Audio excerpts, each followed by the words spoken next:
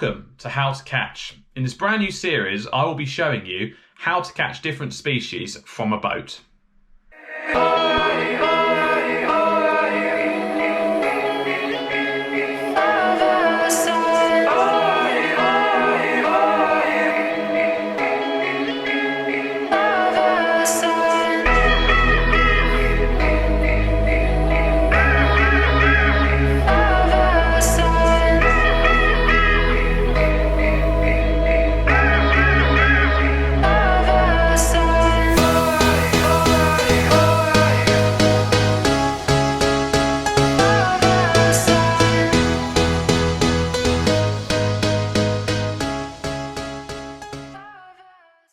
In this video, we will be talking about the humble whiting.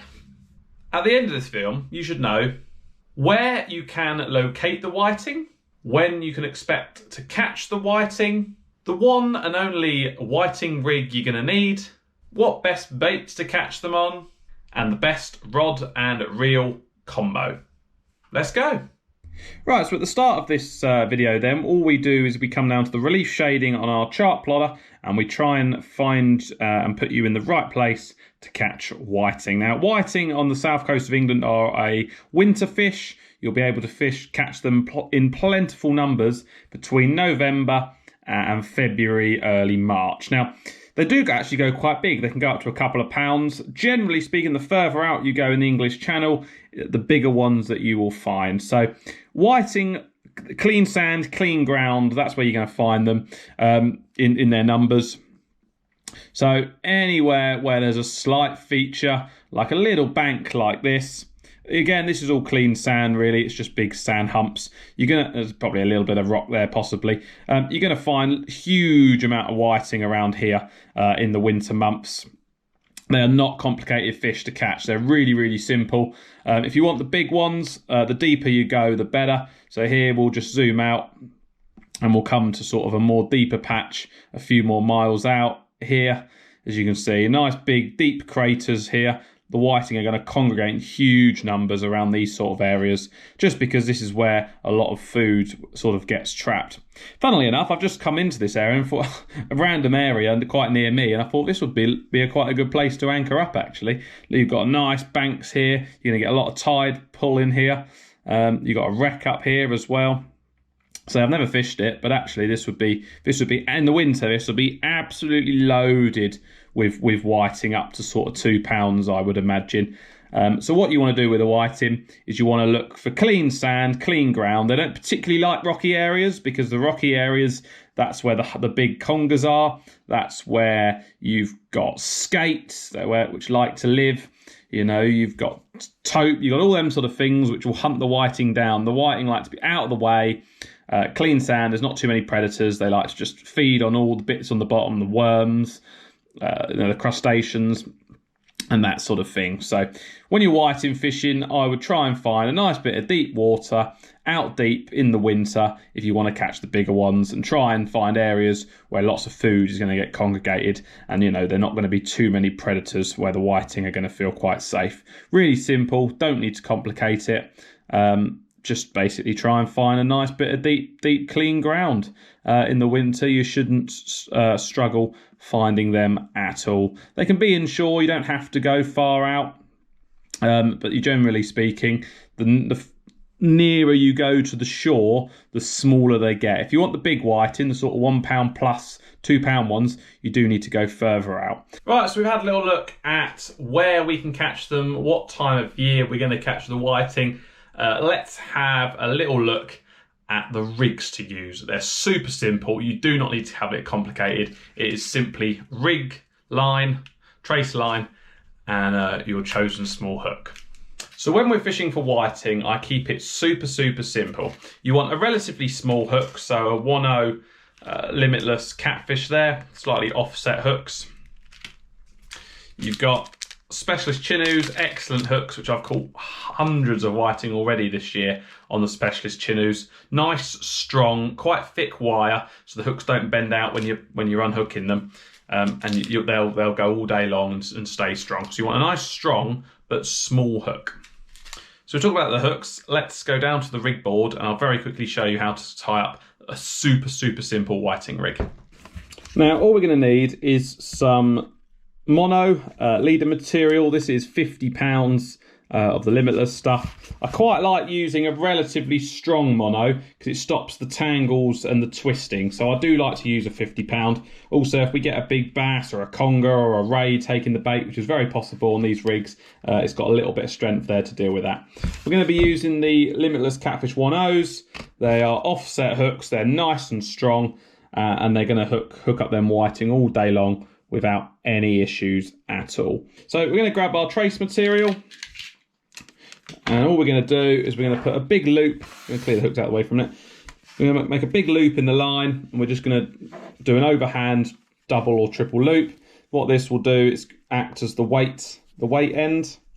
So 1, 2, and 3, and obviously that big loop you're going to put your weight on, which will go down to the seabed, obviously.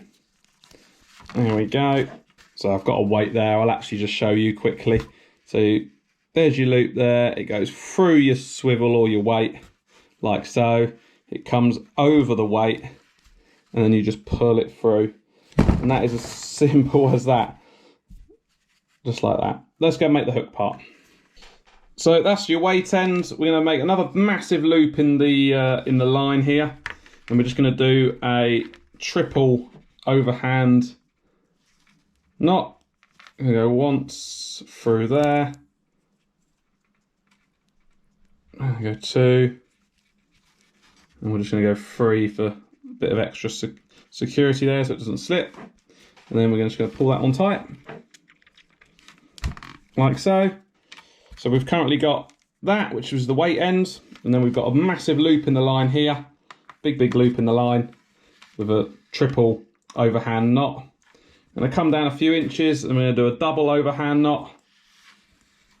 What this does is it creates a bit of a boom, so it just alleviates a few tangles. 1, 2, pull up, moisten that and tighten it. There we go, so we've got a little boom coming off there. We're then going to go ahead and cut one end of our loop near our overhand loop there. So now we've got a bit of line running off. So you've got your boom there, and you've got the other end where you're going to attach your hook. You can put beads on here, you can put bits of silicone, but I don't think with whiting, I don't think you need beads. I don't think it makes a mega difference. We're going to tie on our catfish hook, just with a 3 or 4 turn grinner.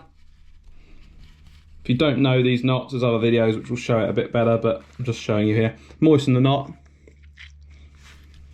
pull it down tight, cut off your tag end. Again, I just normally leave about 2 mil of tag end, just in case there's any slips. There normally isn't, but so that's our first boom. So currently we've got our weight loop there, so our weight would be on there, triple overhand knot there, double overhand knot there, and then we've got a hook on the end there. We're going to come up our trace line about 8 or 9 inches. Going to make another big loop, like so, and do exactly the same thing that we've done there. Double or triple overhand knot. 1, 2, 3, moisten, tighten, and then come down about 2 inches, do another overhand loop, a 1 and a 2, creates a boom, alleviates the tangles, cut one end of your loop off near that double overhand loop, and then we're just going to tie on the hook. Just going to do a triple or quadruple grinner knot. 3 and 4. That puts the hook on. Moisten and tighten. That's all done. Tag end off. There we go. Second boom done. Then come up about 6 inches on your spool, on your leader material. Cut off. And then do a very small double overhand loop, which will obviously connect to your link clip or your coast link swivel, whatever you use, on your main line. 1, just going to do 2 here. I don't think a double one's never actually slipped for me, so that'd be absolutely fine. There we go. I'm going to moisten and tighten that knot there. There we go. Tag ends, just going to take off. Boom, and rig done. So, rig is done. Super simple. We've got our weight, which is there. We've got our first boom there with a hook. That just goes below the weight. You can have that set anywhere, doesn't really matter. And then further up the rig, we've got our second boom just there, which hangs off. And then further up there, we've got our little loop, which goes onto our link clip on our main rod. So that is all you're going to need for whiting fishing. Very simple, super effective, and it won't tangle up, and that'll last all day, catching multiple whiting, and it'll also get you a lot of other fish species as well, which might be sitting on the sand. So we've now learnt where we can locate the whiting on the seabed, the time of year to go and catch them. We've learnt one rig, which is super simple and will catch you a load of the fish. Let's take a look at what bait to use. I'd love to. Now taking a break. That should do it. Alexa, Thanks. off. I'd love to. Alexa, off. Right, so bait then. Now, whiting will pretty much eat any fish bait, any worm bait. Worms, unless you pump them yourself, are quite expensive to use. There's actually no need to use them. My personal favourite bait is tiny little strips of about half a fingernail long, so half a finger long strips of squid or cuttle. That is all you need to catch whiting. If you can get hold of cuttlefish, it is slightly better than squid, not because you get more whiting on it, but because the bait is tougher. It lasts longer. A strip of cuttle will last you 3 or 4 fish, most likely. You won't have to keep changing the bait because you can pop the hook and the cuttle will still be on there strong because it's tough. Squid, you have to keep replacing it every time because it's quite soft and it gets annihilated very quickly. So cuttle, little strips, the best bait to use because it lasts a little bit longer. That's all you need. Don't worry about going for worm. It's going to cost you a lot of money. Go for little strips of squid or cuttle. Right, so the last part of the video to learn is the rod and reel combo. Let's go. So your rod and reel combo, I like to use a very light rod for fun. They're good fun sport fish when they're on light gear. So for me, I like to use a light spinning rod between 10 and 15 grams, and I pair that with a 2000 size reel. Now, if you're fishing out deep in possibly 100 foot of water, a 2000 size reel might be a little small, so you might have to go up to a 4000 size reel. I like to use a fixed spool for my whiting. I just quite enjoy that. You can use multipliers, you can use boat rods, you can use pretty much anything. But for fun and to actually enjoy the fight of a whiting with a couple of big ones on, drop down to a nice light lure setup, a light lure rod between that 10-15 gram range, and pair it with the smallest reel you can get away with, and run it straight through on braid. There's no need to have mono leaders really. You're fishing on clean sand, so you can run it straight through with 20 pound, 30 pound braid with your link clip straight onto your rig, and you can really see them bites. Those aggressive little bites, and it creates, you know, a nice little fun day out fishing. And you know, if you catch something a bit bigger as well, it will give you a really good fight, and it will be much more enjoyable than using a heavy boat and multiply setup. Well, there we have it, the whiting. It's a very humble, it's a very easy fish to catch in the winter, but it's a video that needed to be done all the same. I had a few people asking about them. They can go really big. I've seen some photos of them up to 5 pounds. So especially in the North Sea, you get some really big ones. So do try and target them in the winter. They're a great fish to keep you busy. They're a great one to top up your bait freezer. The big ones taste really nice as well. And they just keep you busy in those winter months when everything else is that little bit trickier. As always, any questions, comment below, or if you'd rather more of a personalised conversation, then you can send us a message on the Facebook page too. Take care, subscribe to the channel if you haven't already, and have a great week. Cheers.